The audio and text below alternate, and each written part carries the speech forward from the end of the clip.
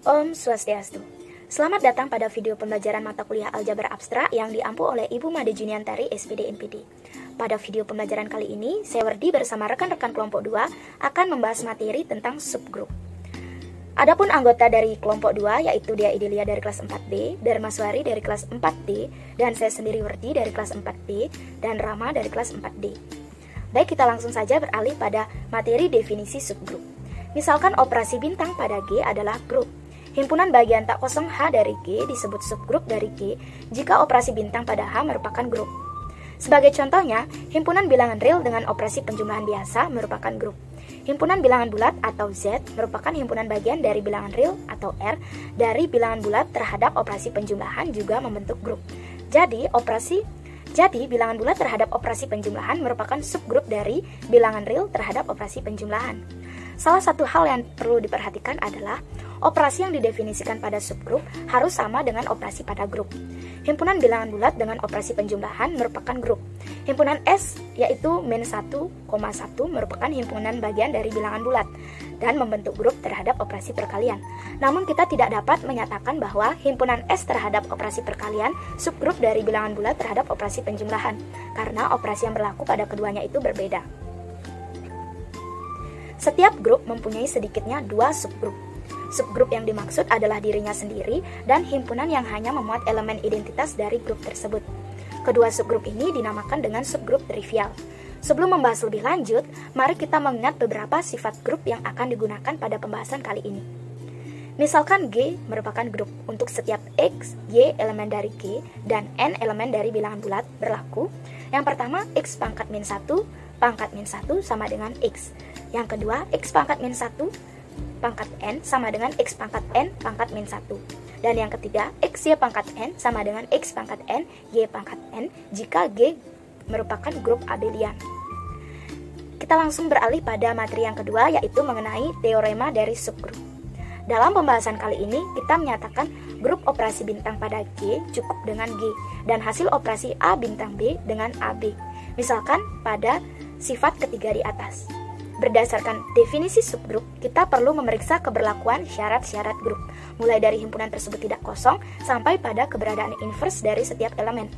Namun dengan bantuan teorema berikut, kita tidak perlu memeriksa keberlakuan semua syarat tersebut. Kita akan menggunakan teorema ini dalam memeriksa apakah suatu himpunan merupakan subgrup. Teoremanya adalah, misalkan G adalah grup dan H adalah himpunan bagian tak kosong dari G. H merupakan subgrup dari G jika dan hanya jika AB pangkat min 1 atau inverse dari AB merupakan elemen dari H untuk setiap A, B elemen dari H. Selanjutnya pembuktian teorema subgrup tadi adalah teorema di atas berbentuk diimplikasi sehingga kita perlu membuktikan teorema ini dari dua arah yaitu dari kiri dan dari kanan. Pembuktian dari kiri yaitu misalkan G adalah grup dan H adalah subgrup dari G. Diambil sebarang A, B elemen dari H. Kita akan membuktikan bahwa inverse dari AB elemen dari H. Sebagai subgrup dari G, himpunan H tentu merupakan grup.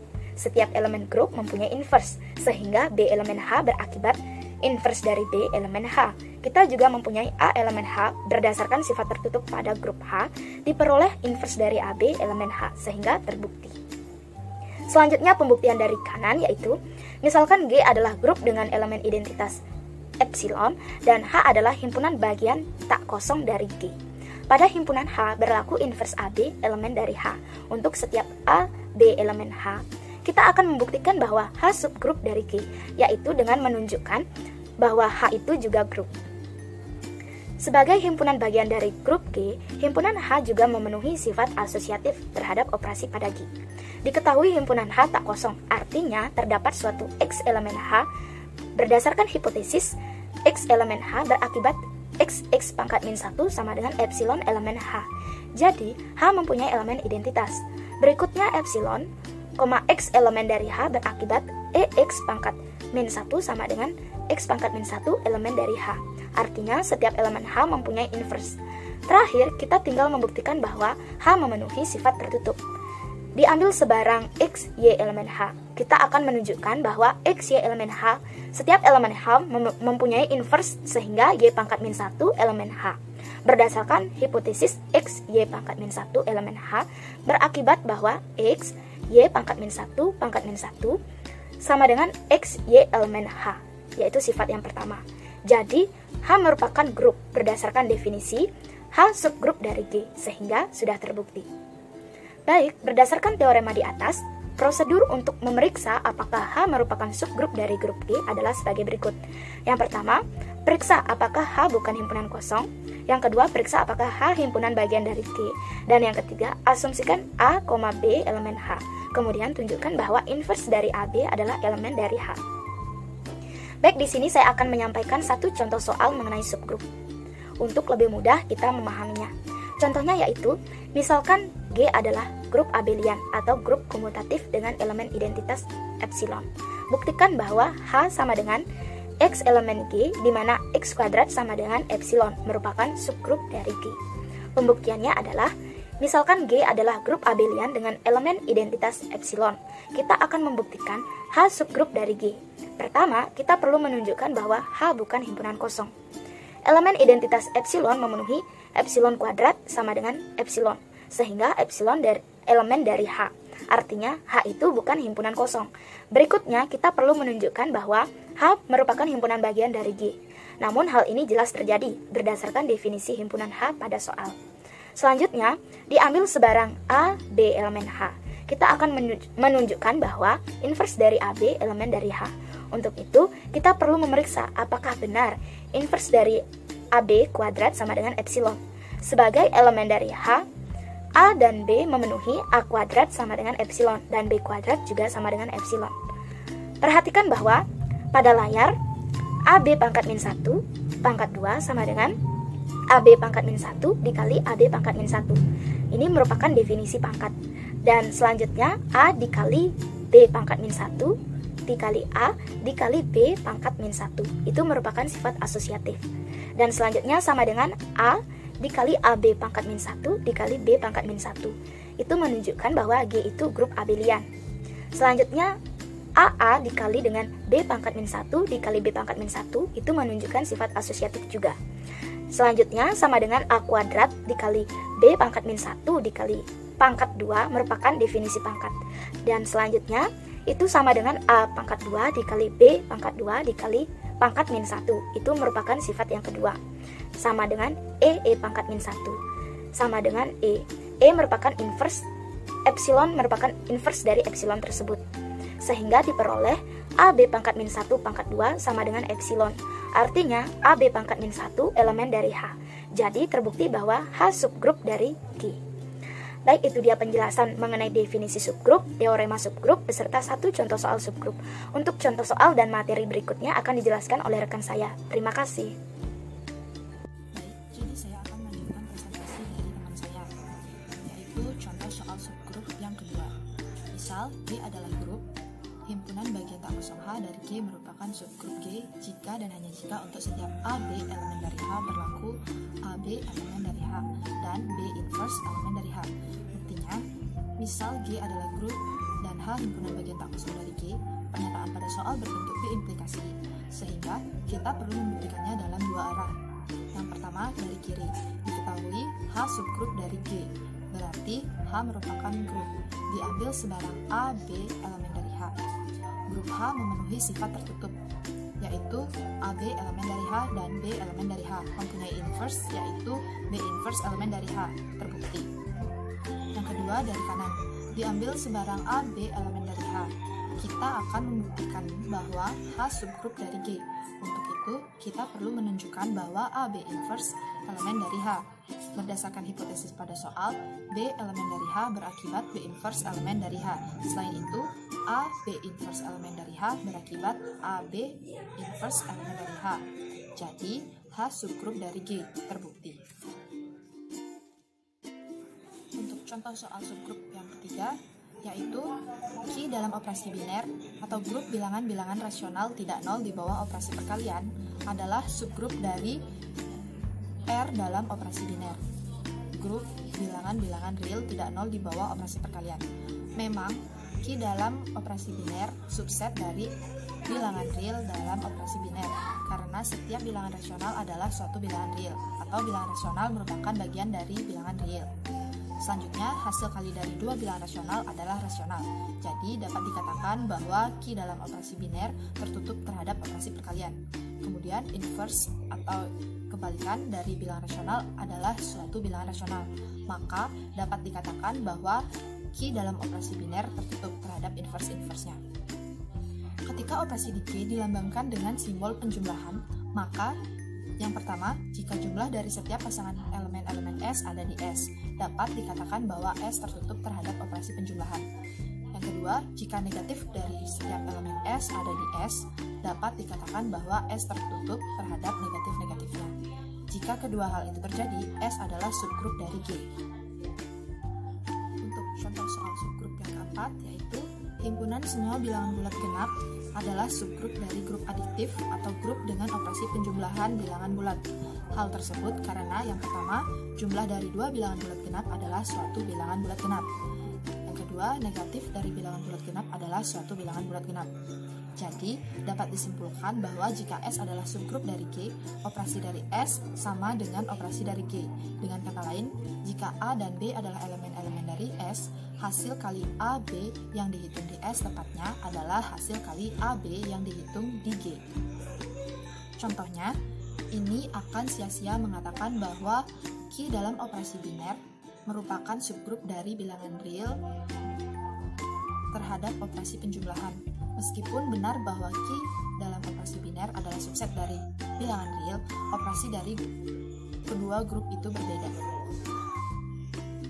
Pentingnya pengertian dari subgrup diikuti oleh fakta. Jika G adalah sebuah grup dan S adalah subgrup dari G, maka S itu sendiri adalah sebuah grup. Sangat mudah untuk melihat mengapa hal ini benar. Dimulai dengan operasi pada G, terbatas pada elemen-elemen S. Tentu saja, merupakan operasi pada S itu asosiatif. Untuk A, B, dan C elemen dari S, mereka juga elemen G karena S subset dari G. Tetapi G adalah grup, maka A kali B C sama dengan AB kali C.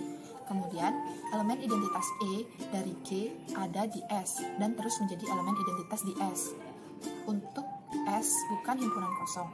Jadi S memiliki sebuah elemen A dan S tertutup terhadap inverse, maka S juga memiliki A inverse. Oleh karena itu, S memiliki A inverse sama dengan E, karena S tertutup terhadap perkalian. Akhirnya, setiap elemen S memiliki inverse di S karena S tertutup. Dengan demikian, S adalah sebuah grup. Satu alasan mengapa fakta subgrup di slide sebelumnya sangat berguna, karena itu memberikan kita cara yang mudah untuk menunjukkan bahwa beberapa hal adalah grup. Tentu saja, jika G sudah diketahui sebuah grup dan S adalah subgrup dari G, kita bisa menyimpulkan bahwa S adalah sebuah grup tanpa harus memeriksa semua aksioma pada definisi grup.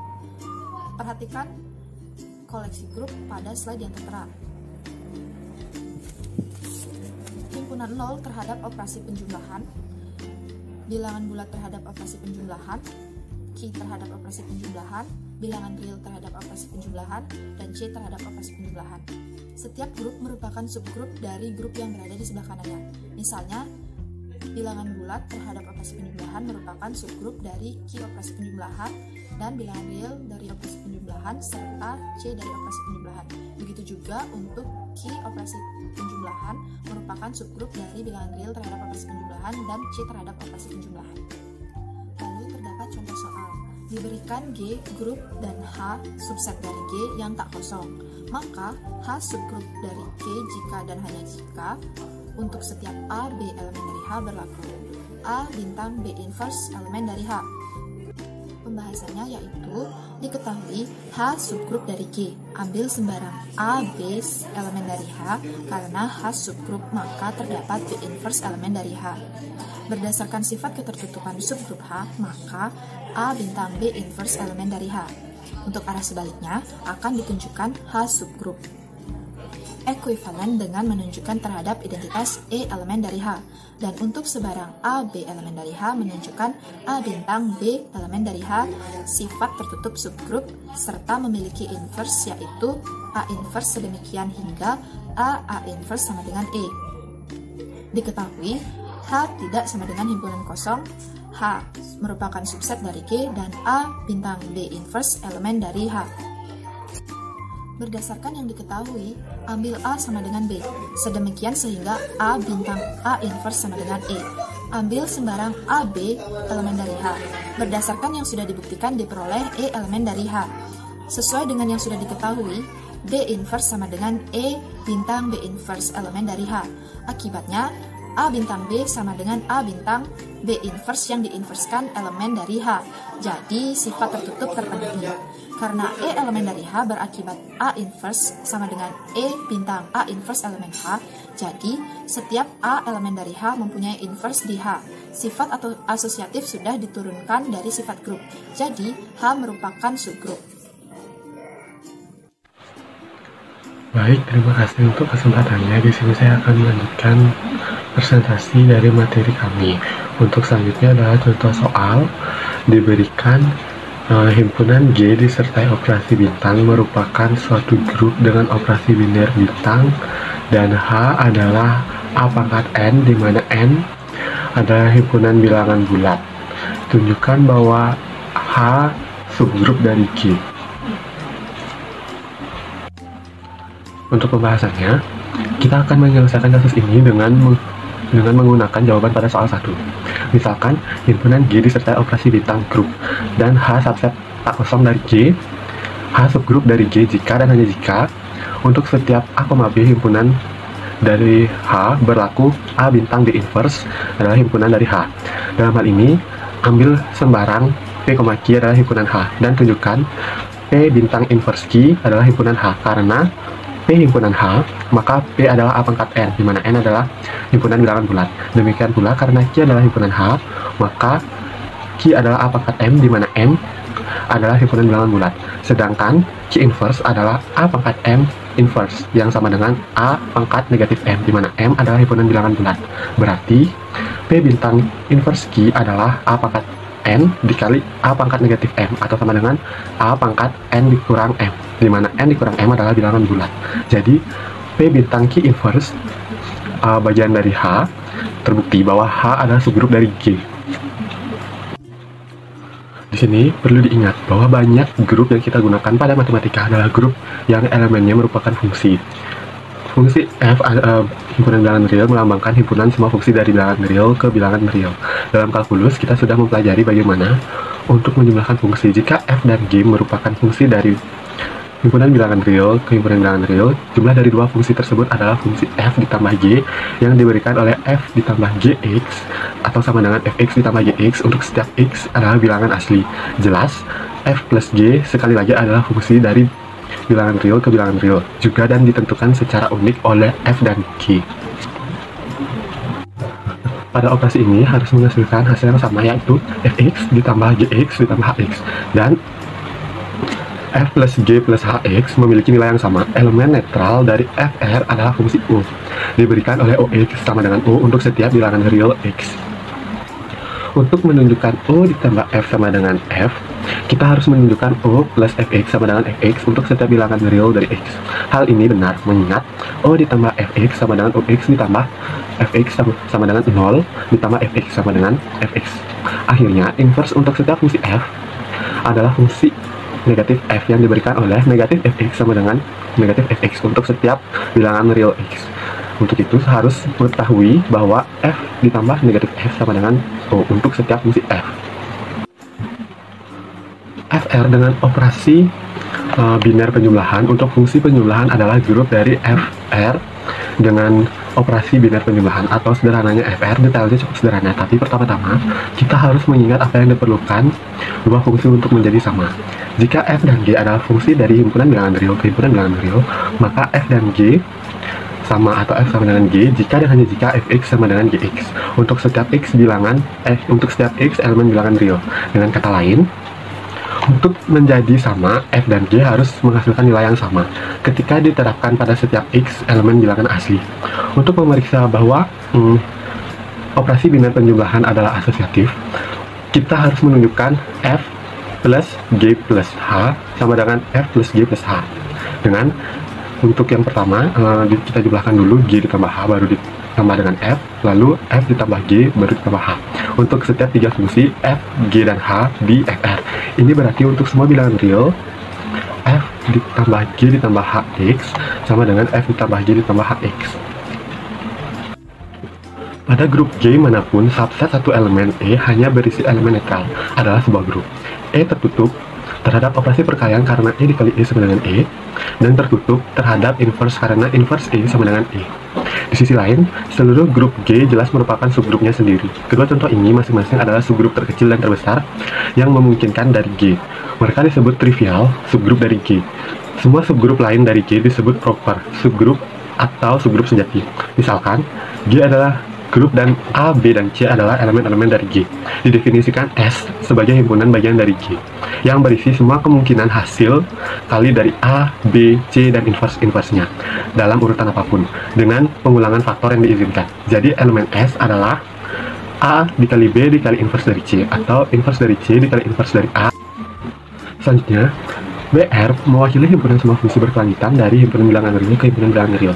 Sekarang, BR dengan operasi biner penjumlahan adalah subgrup dari FR. Dalam kalkulus diketahui bahwa jumlah dari dua fungsi kontinu adalah fungsi kontinu, dan negatif F dari fungsi kontinu F adalah fungsi kontinu. Karena setiap subgrup dari grup itu sendiri adalah grup, kita dapat menyimpulkan bahwa BR dengan operasi biner penjumlahan adalah grup. Ini dilambangkan dengan B himpunan bilangan real dengan operasi biner penjumlahan atau sederhananya PR. Selanjutnya, DR mewakili himpunan semua fungsi yang dapat diturunkan dari himpunan bilangan real ke bilangan real. Ini adalah subgrup dari FR karena jumlah dari dua fungsi yang dapat diturunkan adalah dapat diturunkan atau diferensiabel, dan negatif dari fungsi yang dapat diturunkan ialah dapat diturunkan pula. Jadi DR dengan operasi penjumlahan fungsi adalah grup yang dilambangkan dengan DR dengan operasi biner penjumlahan atau sederhananya DR. Dan seterusnya. Mudah untuk dilihat bahwa S adalah sebuah subgrup dari G. Jika kedua elemen S dikalikan bersama, mereka menghasilkan sebuah elemen S, dan inverse dari setiap elemen S adalah sebuah elemen dari S. Misalnya, hasil kali dari A dikali B dikali C dan C dikali B inverse dikali A dikali C adalah A dikali B dikali A dikali C dikali B inverse dikali A dikali C, dan kebalikan dari A dikali B inverse dikali inverse C adalah dikali A adalah inverse dari A dikali C dikali B dikali inverse dari A. S disebut subgrup G yang dihasilkan oleh A, B, dan C. Selanjutnya, jika A, AN adalah sejumlah elemen dari G yang terbatas, kita dapat mendefinisikan subgrup yang dihasilkan oleh A, seterusnya sampai AN dengan cara yang sama. Secara khusus, jika A adalah elemen tunggal dari G, kita dapat mempertimbangkan subgrup yang dihasilkan oleh A. Subgrup ini ditandai dengan simbol kurung siku A dan disebut subgrup siklik G. Disebut dengan atau bisa disebut dengan generatornya. Perhatikan bahwa kurung siku A terdiri atas semua kemungkinan hasil kali dari A dan inverse A. Misalnya, inverse A dikali A dikali A dikali inverse H, dan A dikali A dikali inverse A dikali A dikali inverse A. Namun, karena faktor dari inverse A membatalkan faktor A, maka tidak perlu mempertimbangkan hasil kali yang melibatkan A dan inverse dari A. Jadi, kurung siku A mengandung A, A dikali A, A dikali A dikali A, dan seterusnya, serta A dikali inverse A sama dengan E. Sekian materi yang bisa saya sampaikan. Mohon maaf bila ada salah kata. Untuk selanjutnya akan dijelaskan oleh teman saya. Baik, jadi di sini saya akan melanjutkan penjelasan terkait dengan materi, yaitu ada grup siklik. Jadi, suatu grup dapat dikatakan siklik apabila grup tersebut memiliki generator, yang biasanya generator ini dilambangkan dengan kurung siku. Sebagai contoh, misalkan G adalah suatu grup yang terdiri dari E, A, B, B pangkat 2, AB, AB pangkat 2. Dapat kita lihat di sana bahwasannya generator dari grup tersebut adalah A dan B, dan memenuhi persamaan A kuadrat sama dengan E, B kuadrat sama dengan E, BA sama dengan AB pangkat 2. AB dikali AB pangkat 2 sama dengan AB pangkat 2. Dan AA, B pangkat 2, B pangkat 2, dan A pangkat 2, B pangkat 4. Dengan persamaan tersebut, A pangkat 2 sama dengan E dan B pangkat 4 sama dengan B pangkat 3 dikali B sama dengan B. Jadi, pada akhirnya AB dikali AB pangkat 2 sama dengan B. Baik, yang selanjutnya yaitu ada diagram Kelly. Jadi, diagram Kelly ini bisa dibuat apabila suatu grup itu memiliki generator dan juga dapat dipresentasikan secara efisien melalui diagram. Misalkan, jika G hanya memiliki satu generator yaitu A, di mana G itu merupakan grup siklik, maka panah yang terdapat pada layar itu dapat mengoperasikan atau mewakili pengalian dengan A. Misalkan, E suatu identitas dikalikan dengan A maka akan menghasilkan A dikalikan dengan A maka akan menghasilkan A pangkat 2, A pangkat 2 dikalikan dengan A maka akan menghasilkan A pangkat 3, dan begitu juga seterusnya. Nah, untuk contoh yang lainnya, apabila suatu grup itu memiliki dua generator yaitu A dan B, maka kita juga harus memiliki dua jenis panah. Yang pertama, kita bisa menggunakan panah yang tidak terputus, dan yang kedua, kita bisa menggunakan panah dengan garis yang terputus-putus. Misalnya, bisa kita lihat pada layar, bila panah yang tidak terputus itu akan mewakili pengalian terhadap B, dan juga panah yang terputus akan mewakili pengalian terhadap A. Bisa kita cermati dari diagram Kelly yang sudah terpampar pada layar bahwasannya bergerak ke arah depan panah yang tidak terputus berarti mengalihkan dengan B, sedangkan bergerak ke arah belakang panah berarti mengalihkan dengan B inverse. Bisa kita lihat. Kemudian untuk A sama dengan A inverse, maka mengalihkan dengan A itu sama dengan mengalihkan dengan A inverse.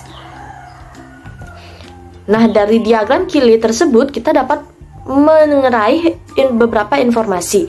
Misalnya untuk menemukan produk AB kuadrat, kita mulai dari AB dan mengikuti jalur yang sesuai dengan AB kuadrat, yaitu mengalihkan dengan A1 lalu dengan B lalu dengan B. Yaitu jalan ini mengarah ke B karenanya AB dikali dengan AB pangkat 2 sama dengan B. Baik, sekian presentasi dari kelompok kami. Kami ucapkan terima kasih dan mohon maaf apabila ada salah kata. Sampai jumpa.